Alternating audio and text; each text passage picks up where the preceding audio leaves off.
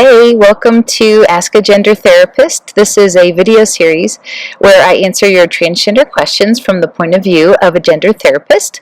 I'm your host, Dara Hoffman-Fox, and I am a licensed professional counselor in Colorado. I'm actually talking to you today from outside of my office since it's a nice day today in Colorado, which is different than 3 days ago where it snowed heavily. But glad to be here outside today. So this week's question is one that I get fairly frequently, and so I don't have a specific person that I'm going to be mentioning who has asked me this question. And it has to do with, how did I become a gender therapist? So this is something that a lot of times is asked of people who are currently mental health professionals, or maybe they're in school to become a mental health professional.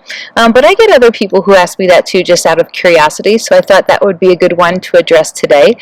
Here's the thing, I'm only going to answer this question from my perspective. There's probably lots of different ways that people have become gender therapists, and this is really just going to be my own way. So if you know of any others, or if you yourself are a gender therapist and you want to leave a comment or anything like that about how you went on that path, that would be great. But basically, here's the thing to understand about being a gender therapist. It is, at least at this point, something that somebody can call themselves really at any point they want to. There's no certain certification process or credentializing process for someone to have to go through to be able to claim that they are in fact a gender therapist. And one way I learned about that early on was while I was going to graduate school. I had a therapist who I was seeing, and she specialized in LGBT counseling, and I asked her, how did you become a specialist in working with the LGBT population? And because I want to do that, she said basically, well, pretty much you do it for a while, and you go to different workshops and trainings, and once you feel comfortable that you can put that on your website or claim that you are a specialist, then you do it. So I was a little surprised, because it seems to me like, wow, then anybody can really claim that they're a specialist in something. And there's certainly some aspects of counseling you do have to have credentials in or certifications to claim that you're able to do that, but not when it comes to what we're talking about today, which is being a gender therapist. And so let's see, in terms of being a gender therapist and having some sort of proof that you can offer to people that says, yes, I am, this is something that I am highly skilled in, then that's going to be up to you to gather that sort of collateral for yourself to prove that to others.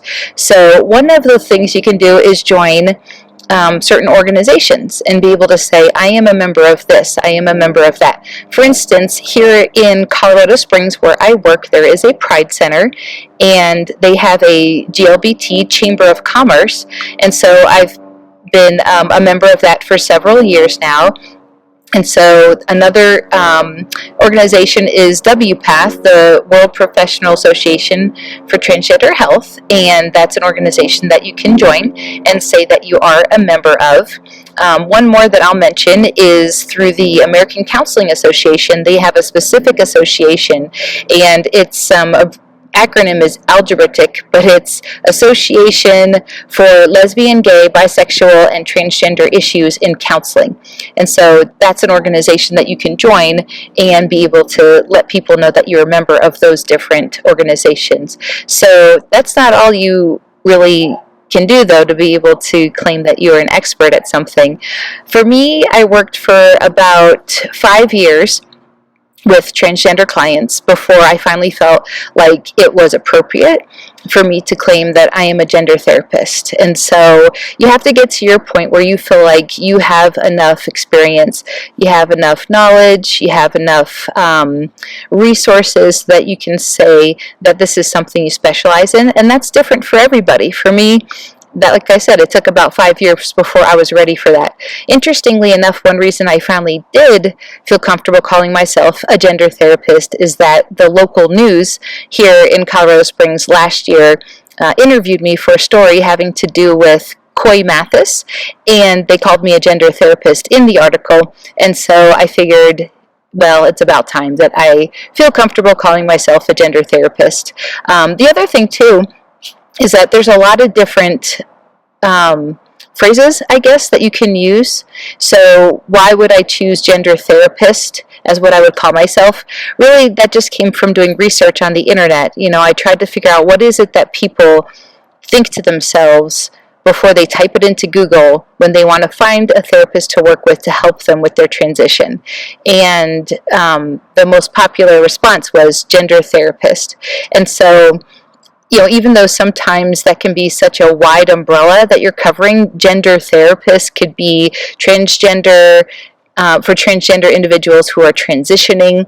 It could also be for anyone who needs to talk about issues regarding gender. So there's gender fluidity, androgyny, non-binary gender. Excuse me, there's bugs out here.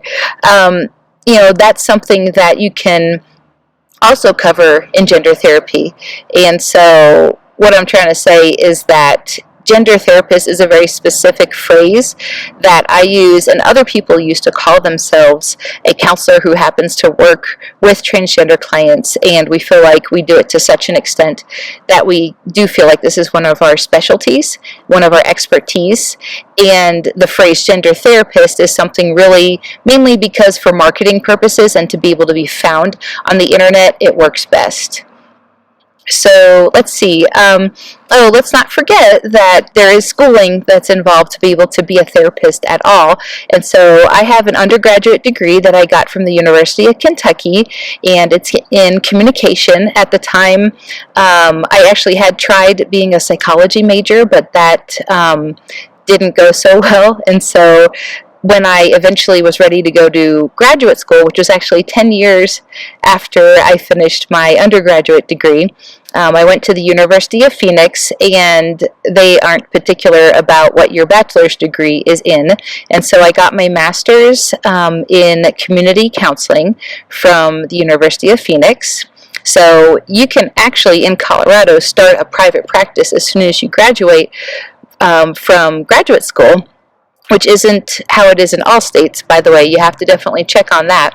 However, it's also a good idea to go ahead and become licensed as a counselor or as a therapist. So in Colorado, that requires 2,000 hours in which you have to work under a supervisor to be able to then say that you do have enough experience to get licensed. Then you have to go through this test that you have to take and things like that. So again, that's just for Colorado, but you would need to look into the requirements in your particular state to see what it is you need to do to be able to say you are a counselor. So let's see. Yeah, I think that covers it for today. So if you have any questions you'd like to have answered, please email them to darahoffmanfox@gmail.com. You can find out more information about the work that I do at my blog, which is Conversations with a Gender Therapist.